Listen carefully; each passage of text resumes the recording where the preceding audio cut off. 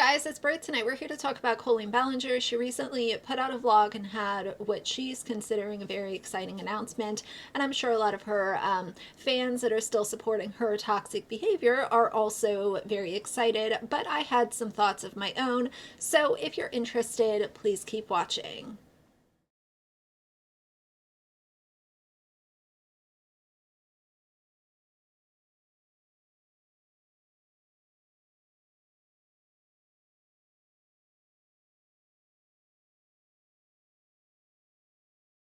All right, you guys, so this video was posted 1 day ago. Right now it has 57,000 views, 3.6 thousand likes to 4,500 dislikes. So obviously, you know, a lot of people are voting with the dislike button. And as a, brief reminder, I'm sure that most of y'all know this, but leaving a dislike is still engagement on the video. So I realize that it's like, okay, I want to use my voice somehow because her comments are being filtered and deleted.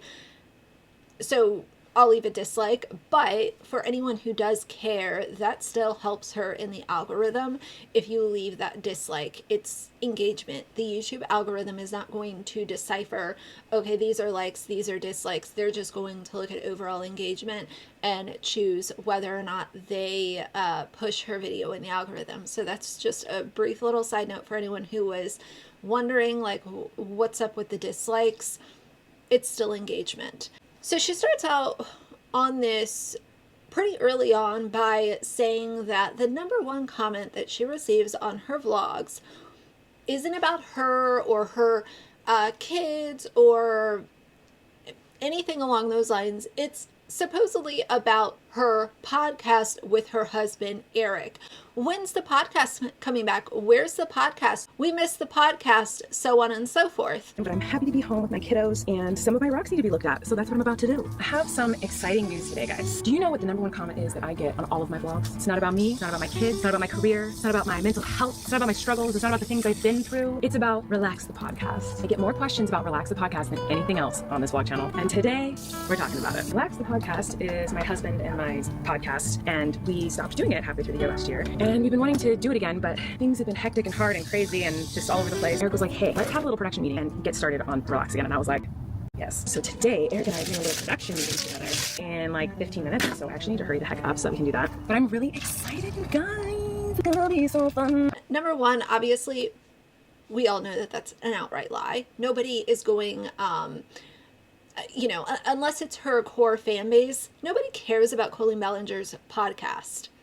Nobody cares about the boring stuff and the oversharing about her kids that she's doing, sitting on that podcast next to her husband, who in my opinion is also very complicit in everything that she has done since they have been together.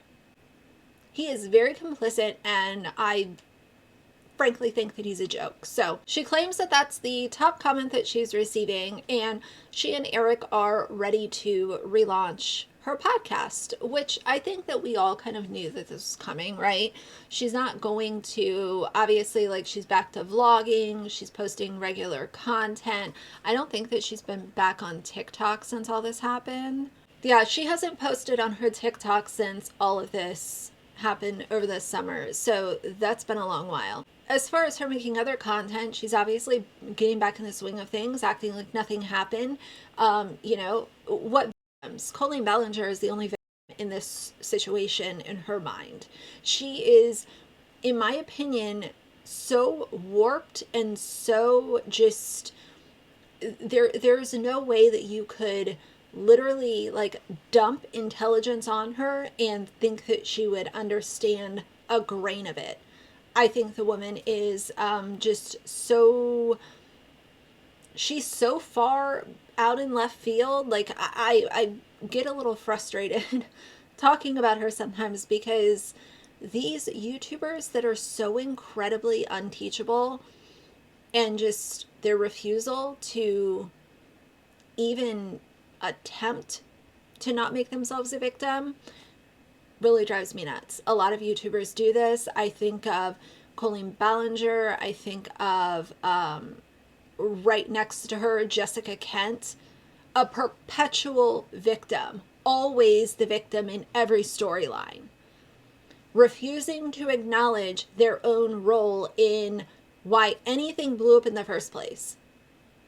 You know, you're sitting there, you're getting married to people, and then you're sending that person off to prison, and now you've got some guy, you know, with doodles all over his face living in your house with your children. Like, but never forget that these YouTubers are the victims.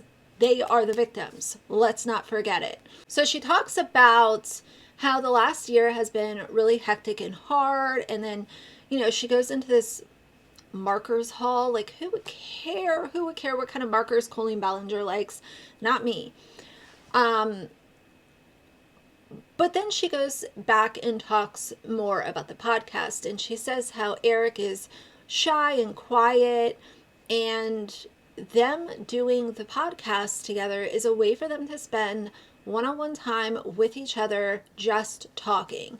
Because with their kids, despite the fact that they have a nanny, life is still really hectic and hard for these two stay-at-home parents that are content creators that are literally at home all day. They still can't find the time to, I guess, have a conversation until late at night, because Colleen says that, you know, a lot of times it's very late at night when the kids have gone to bed where they actually acknowledge each other and say, hey, how was your day? Hello, we're in the same house. And I haven't taken, 13 seconds to allegedly say hello to you.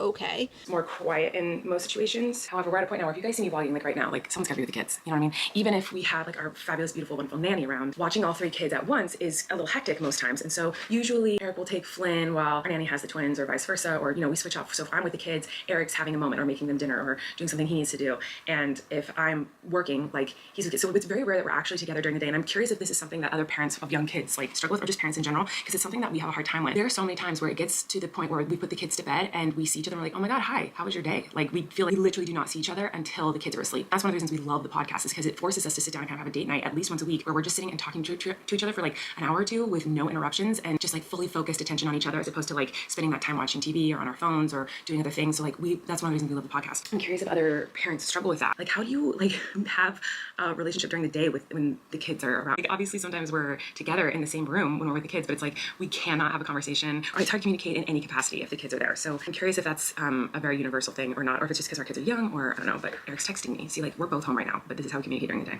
I think it's really interesting because she tries to downplay the role that her nanny has in their home.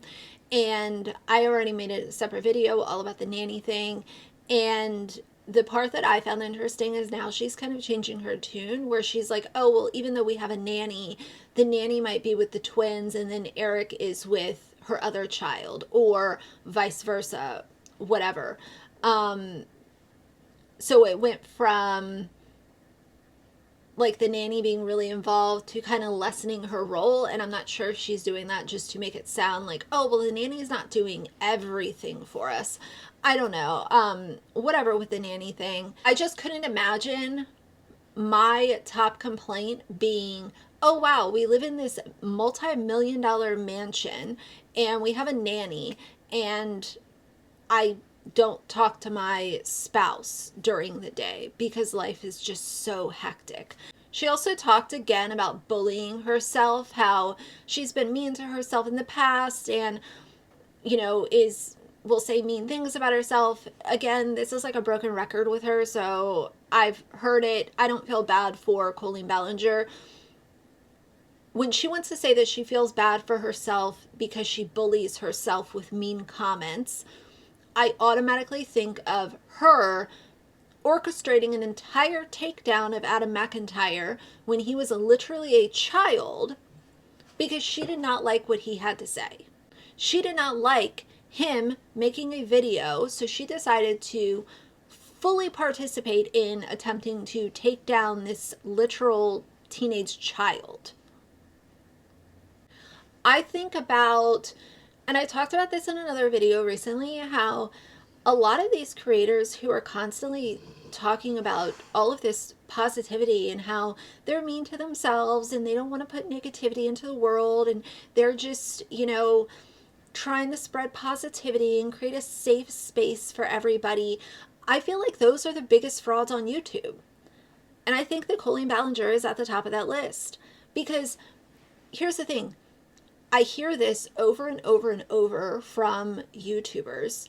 And then it's exposed that they're literally full, like, both hands in the cookie jar, like, trying to take down people, sending out their minions to do dirty work. And, you know, literally, again, going back to that victim complex that she loves to remind everyone that she has during her divorce. Like, it was, everything was bad for Colleen, but she was she was orchestrating a hate campaign against Joshua David Evans to remind everyone that she was a victim. So, you know, I have zero pity. I have zero sorrow for Colleen. And I found it interesting because in the same vlog, she talks about how she, instead of judging people who are out vlogging, she wants to go ask them what kind of camera they have and what kind of equipment they're using and what kind of content they're filming. And I just found that really interesting because when I think about people vlogging in public, I automatically go to, well, that's really cool that you want to create content, but are you someone who has spatial awareness? Are you somebody who is aware that, hey, I want to film this grocery haul, but I also don't want to be filming everyone in the store. I don't want to be filming the person behind me in the checkout line. I don't want to be filming this parent with their children to put onto my YouTube channel. I just go to the self-awareness of it all, and I realize that, you know, our brains are all a little different. We all think about things differently. But it was interesting to hear her say, oh, I don't judge people because I've been judged. It's all just so fake and phony. And yeah, in my opinion, Colleen Ballinger is a fraud. And I think that she is a perpetual victim and that will never end.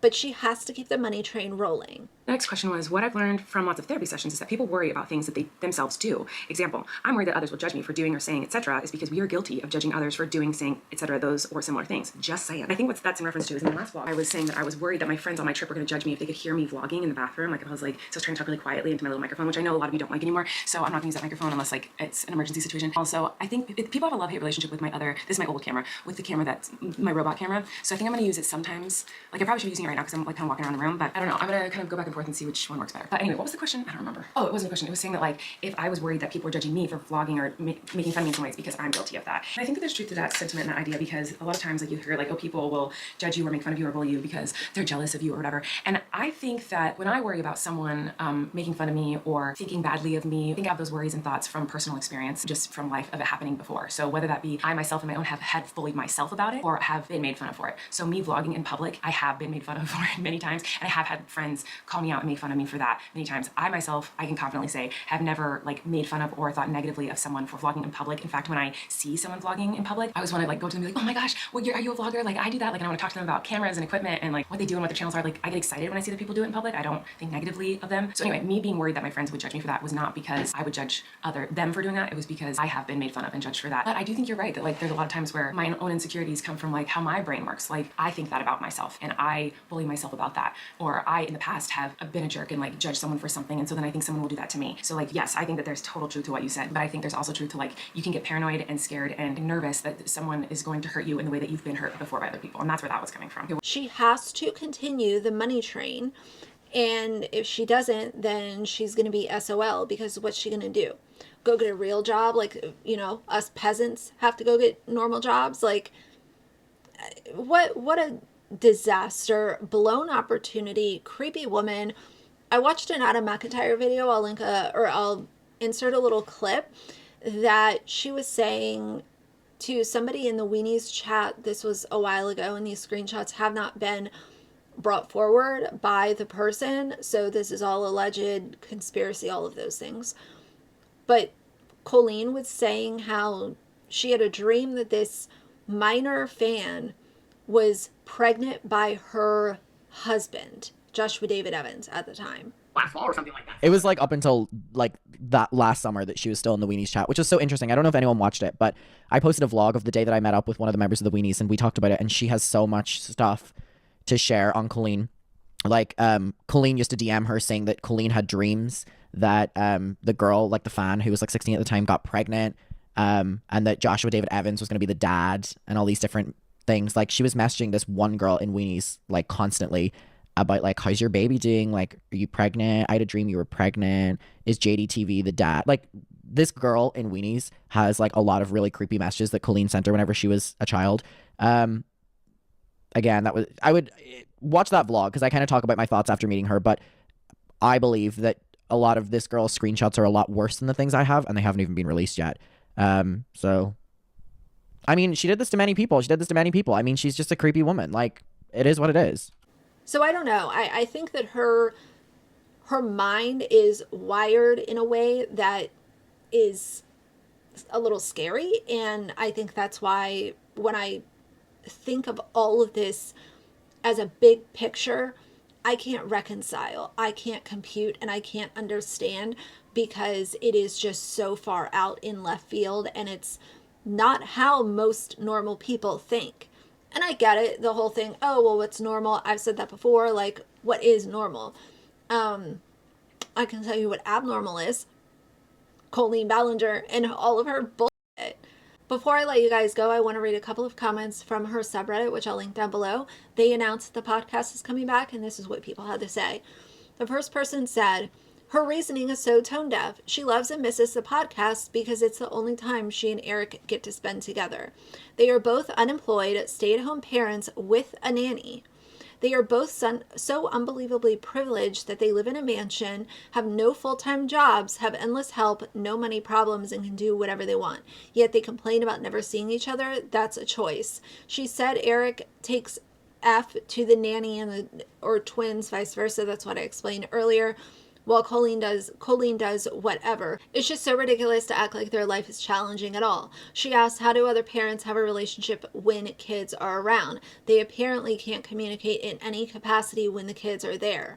So many families raise 3 or more children without help and don't complain as much as Colleen does. She acts like it's an impossible task. Someone else said, I honestly can't believe this woman said the #1 comment on her vlogs is about the podcast. She should have said the #1 comment that I allow to be shown on my videos is about the podcast, LOL. Time to boycott whatever company sponsors them. It's literally just her bickering with Eric for an hour. Give it a rest, woman, geez. Literally no one wants this. She does not know when to quit. Delulu.com. That's funny. She said her and Eric need to have a production meeting. They are so delusional. They still need to tell themselves they are working professionals. So yeah, go get your production meeting. Sigh. Whatever you need to label it to talk to each other. Time to hear more about how sad she was this summer. No way. Get the fuck out of here. Who's going to sponsor this crap? The fact that she hasn't taken out any of her Miranda stuff tells me makes me think that she'll do a comeback with Miranda. I've been waiting for a Miranda video to come back. I'm surprised that it hasn't come back yet, to be honest. But it really is just such a ridiculous idea to sit there and think of them roaming around this mansion, having their nanny, Colleen, filming videos where she's ranting about stupid pop sockets and being a millennial and how hard her life is. She loves to work. How is she a millennial? And I don't understand that. Maybe millennials are made fun of for not wanting to work, or they're made fun of for working. I don't know. These days, I don't know what things millennials are made fun of for. And I'm 100 billion% a millennial. You can tell by my pop socket, which I've heard is a total no-no, you're not supposed to do. I will never get rid of my pop socket. You cannot drag this out of my hands. I need this pop socket. If I don't have this pop socket, this phone will fall on my face, will fall on the ground, it will shatter, it will be destroyed. How do people hold their phones just like this? This feels awkward and strange, and I can't do it. And I know everyone in the world does it but me, but my hands are not strong enough. My little tiny fidgety fingers are not capable of holding the phone like this and not having it fall. When I'm looking at my phone at night, that thing's gonna follow me. It is secure if it is within my fingers. It also makes it so my kids can hold it easily when they want to play with it. Helps it so I can sit it up like that when I want to watch something. It really is just such a daunting task to listen to this woman, and that's why I limit how often I'll watch her vlogs. But she is the definition of somebody who is a perpetual victim. Everybody feel bad for Colleen Ballinger. Me, never. But that's going to be it for tonight. So if you like the video, please leave a like and a comment. And if you'd like to see more from me in the future, please subscribe. I'll see you guys soon. Bye.